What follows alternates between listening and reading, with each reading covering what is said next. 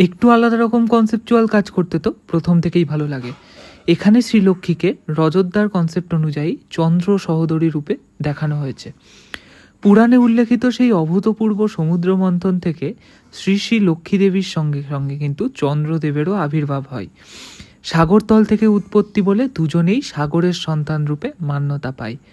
ফলে শ্রী হয়ে ওঠে চন্দ্রের বোন, তাই তার আর এক নাম চন্দ্র সহোদরী।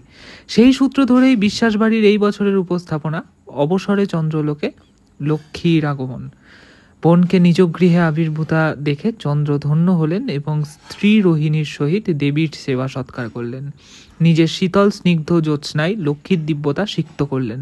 ভাই বোনের এই সুমধুর সম্পর্কটির মাধ্যমে আজকের কোজাগরী পূর্ণিমা আরও বিশেষ হয়ে উঠল। কেমন লাগলো তোমরা অবশ্যই জানিও, ভালো লাগলে শেয়ার করে দিও। অপেক্ষায় থাকলাম তোমাদের কমেন্টের।